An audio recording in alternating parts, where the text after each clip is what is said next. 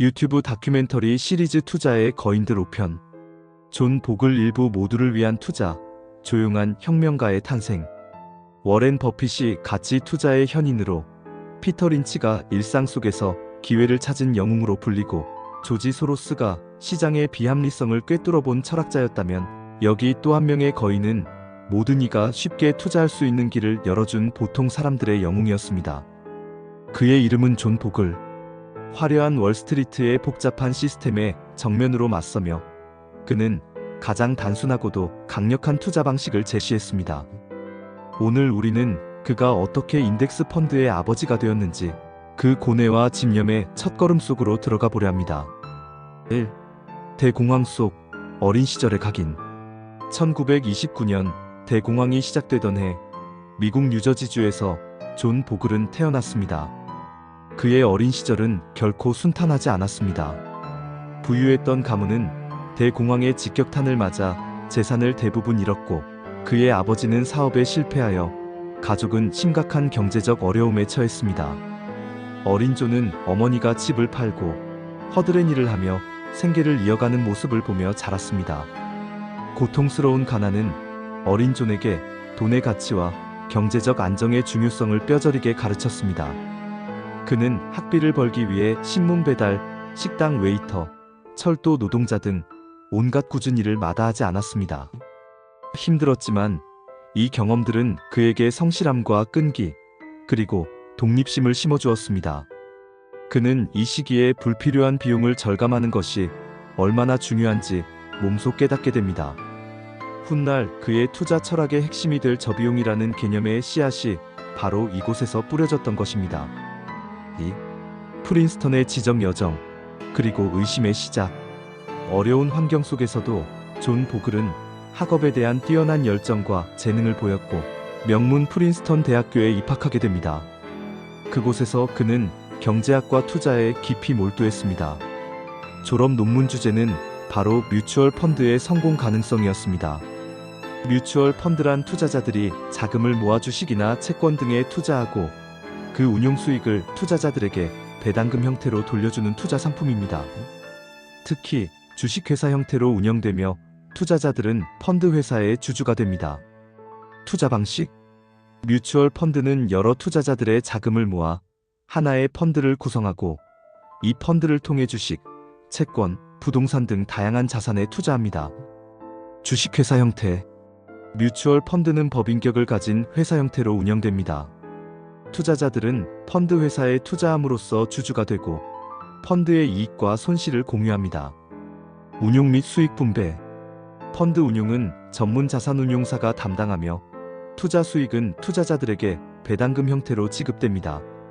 개방형과 폐쇄형. 뮤추얼 펀드는 환매 방식에 따라 개방형과 폐쇄형으로 나눌 수 있습니다. 개방형 펀드는 언제든지 환매가 가능하지만, 폐쇄형 펀드는 만기 전에 환매가 제한될 수 있습니다. 다양한 종류.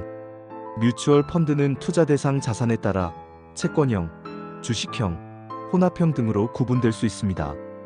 참고, 뮤추얼 펀드는 투자자들에게 분산 투자, 전문가에 의한 간접 투자, 위험 분산 등의 장점을 제공합니다. 그는 당시 급성장하던 뮤추얼 펀드 산업을 심층적으로 분석했습니다. 논문을 준비하면서 그는 충격적인 사실을 발견합니다. 당시 뮤추얼 펀드들의 높은 수수료와 거래 비용이 장기적으로 투자자들의 수익률을 갉아먹고 있다는 것이었습니다. 아무리 훌륭한 펀드 매니저도 시간이 흐를수록 시장 전체의 수익률을 꾸준히 이기는 것이 불가능에 가깝다는 데이터가 나타났습니다. 보글은 의문을 품었습니다. 그렇다면 왜 투자자들은 이 비싼 수수료를 내면서까지 펀드에 투자해야 하는가? 이 의문은 그의 평생을 지배할 인덱스 펀드라는 혁명적인 아이디어의 시초가 됩니다. 인덱스 펀드란 특정 주가지수 코스피의 수익률과 유사한 수익률을 얻도록 설계된 펀드입니다. 즉, 특정 지수를 구성하는 종목에 투자하여 해당 지수의 움직임을 따라가는 것을 목표로 합니다. 패시브 운용. 인덱스 펀드는 시장 전체의 움직임에 투자하는 방식으로 적극적인 종목 선택이나 시장 예측을 하지 않습니다. 낮은 보수. 시장 평균 수익률을 추구하기 때문에 운용에 필요한 비용이 상대적으로 적어 운용 보수가 낮은 편입니다. 분산 투자.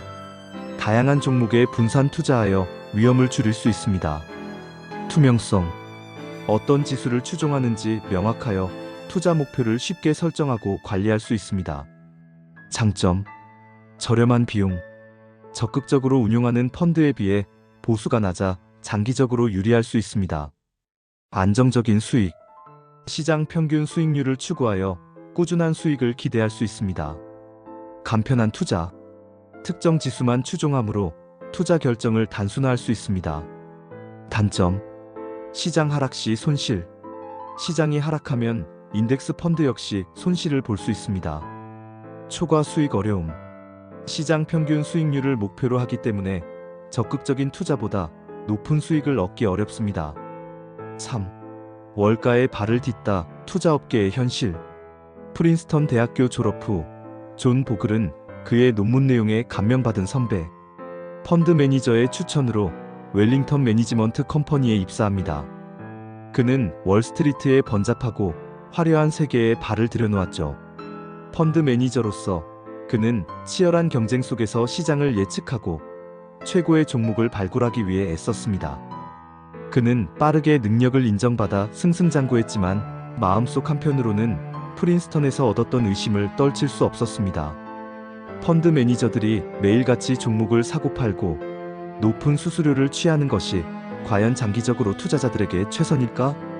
그의 눈에는 월스트리트의 많은 관행들이 투자자들의 이익보다는 자신들의 이익을 우선시하는 비효율적인 시스템으로 비쳤습니다. 그는 이 거대한 시스템 속에서 보통 사람들을 위한 더 나은 투자 방법을 찾아야 한다는 강한 사명감을 느끼기 시작했습니다. 4. 조용한 혁명의 씨앗 인덱스 펀드의 꿈. 존 보글은 자신이 품었던 의문을 해결할 수 있는 혁신적인 아이디어를 구체화하기 시작합니다. 그것은 바로 인덱스 펀드였습니다. 인덱스 펀드는 특정 시장 지수의 S&P 500의 성과를 그대로 추종하도록 설계된 펀드입니다. 즉, 특정 종목을 고르고 팔고 하는 복잡한 과정 없이 시장 전체에 분산 투자함으로써 시장 평균 수익률을 목표로 하는 것이죠. 당시 월가에서는 스타 펀드 매니저들이 각광받으며 시장을 이기는 것이 투자의 미덕으로 여겨졌습니다. 이런 상황에서 시장 평균 수익률을 따라가는 것이 목표인 인덱스 펀드. 아이디어는 혁신적이라기보다는 오히려 고루하고 비웃음거리로 여겨졌습니다. 하지만 존 보글은 확신했습니다. 저비용으로 시장 전체에 투자하는 것이 장기적으로 개인 투자자들에게 가장 합리적이고 효과적인 방법이라는 것을 말이죠. 그는 이 혁신적인 아이디어를 현실로 만들기 위해 끈질긴 싸움을 시작할 준비를 마쳤습니다. 대공황의 아픔 속에서 성장하며 월스트리트의 비효율성에 의문을 던졌던 존 보글. 그의 마음속에는 이미 모두를 위한 투자라는 거대한 꿈이 싹트고 있었습니다. 이제 그는 인덱스 펀드라는 조용한 혁명을 시작하기 위해 거대한 월스트리트라는 벽에 도전하려 합니다. 존 보글 2부 뱅가드의 탄생. 월가에 맞선 조용한 전쟁. 1970년대 중반, 존 보글은 월스트리트의 번잡함 속에서도 자신만의 확고한 신념을 굳히고 있었습니다. 그는 프린스턴 대학 시절부터 품었던 의문, 즉, 왜 투자자들은 높은 수수료를 내면서까지 시장 평균 수익률을 이기기 힘든 펀드에 투자해야 하는가?에 대한 답을 찾아냈죠. 그것은 바로 저비용 인덱스 펀드였습니다. 하지만 이 혁명적인 아이디어를 현실로 만드는 길은 결코 순탄치 않았습니다. 그는 거대한 월스트리트라는 벽과 맞서 싸워야 했습니다. 1. 해고의 아픔, 그리고 새로운 시작. 존 보글은 웰링턴 매니지먼트 컴퍼니에서 승승장구했지만 경영권 다툼에 휘말리며 결국 해고되는 아픔을 겪습니다. 하루아침에 직장을 잃은 그는 절망감에 휩싸였습니다. 40대 중반의 나이에 새로운 길을 모색해야 하는 막막한 상황이었죠. 하지만 보글은 좌절하지 않았습니다. 오히려 이 위기를 자신이 꿈꿔왔던 모두를 위한 투자를 실현할 기회로 삼았습니다. 그는 해고라는 시련 속에서 자신만의 회사를 설립하여 인덱스 펀드의 꿈을 펼치기로 결심합니다. 그는 새로운 회사의 이름을 벵가드라고 지었습니다. 이는 넬슨 제독의 기암 선두함선에서 따온 이름으로 선구자라는 의미를 담고 있었습니다. 벵가드 그룹은 설립 초기부터 독특한 구조를 가졌습니다. 주주가 아닌 펀드 투자자들이 회사의 소유주가 되는 방식으로 회사의 이익이 아닌 투자자들의 이익을 최우선으로 삼는다는 철학을 명확히 했습니다. 이는 당시 금융업계에서는 전례 없는 혁신적인 시도였습니다. 월가의 비웃음 보글의 바보짓. 1976년 존 보글은 드디어 세계 최초의 개인 투자자용 인덱스 펀드인 퍼스트 인덱스 트러스트를 출시합니다. 하지만 월가의 반응은 싸늘했습니다. 시장 평균을 따라가는 것이 무슨 투자냐? 혁신 없는 바보 같은 아이디어다. 수많은 금융 전문가들과 언론은 그의 아이디어를 비웃으며 보글의 바보짓이라고 조롱했습니다. 사람들은 펀드 매니저의 뛰어난 실력으로 시장을 이기는 스타 펀드에 열광했고 시장 평균을 추종하는 펀드는 매력 없다고 생각했습니다. 수많은 비난과 조롱 속에서도 존 보글은 흔들리지 않았습니다. 그는 자신의 신념을 굳게 믿었습니다. 낮은 비용, 폭넓은 분산 투자, 그리고 장기 보유라는 간단하고도 명확한 원칙이 결국 투자자들에게 승리할 것이라고 확신했습니다.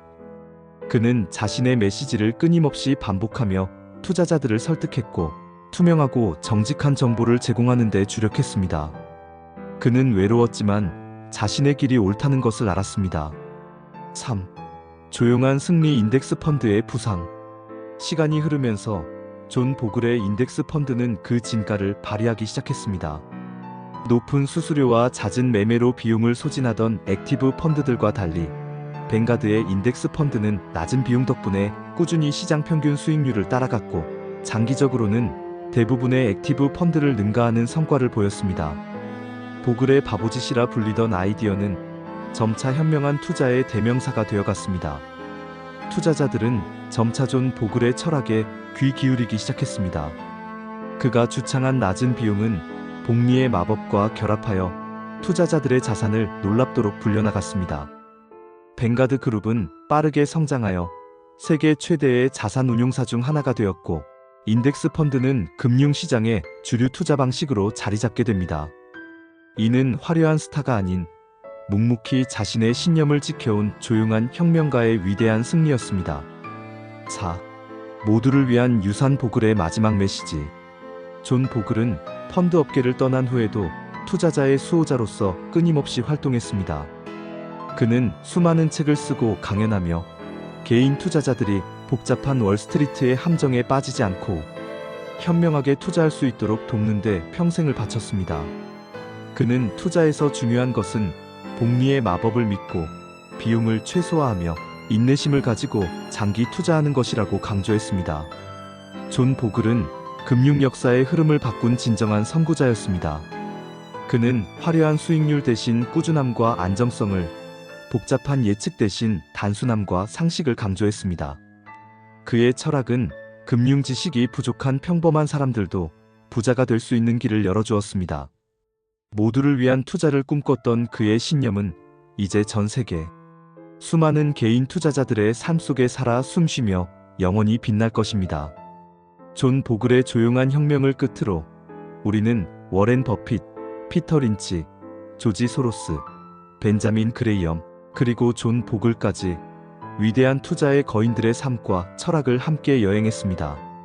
그들은 각자의 방식으로 고난을 극복하고 자신만의 독보적인 통찰력으로 시장을 움직였습니다. 이들의 이야기는 단순히 돈을 버는 방법을 넘어 인생의 지혜와 불굴의 정신, 그리고 진정한 가치가 무엇인지를 우리에게 가르쳐 줍니다. 이 시리즈를 통해 여러분의 투자 여정에도 깊은 영감과 통찰을 얻으셨기를 바랍니다. 그들처럼 되기 위해 꼭 거액의 자본이나 천재적인 두뇌가 필요한 것은 아닙니다. 자신만의 원칙을 세우고 끊임없이 배우며 인내심을 가지고 꾸준히 나아가는 것, 그것이야말로 이 투자의 거인들이 우리에게 남긴 가장 중요한 메시지일 것입니다. 오늘 영상이 유익하셨다면 좋아요와 구독 알림 설정 잊지 마시고 다음 시간에도 더욱 알찬 경제 이야기로 찾아올게요. 아빠가 항상 여러분과 함께하겠습니다.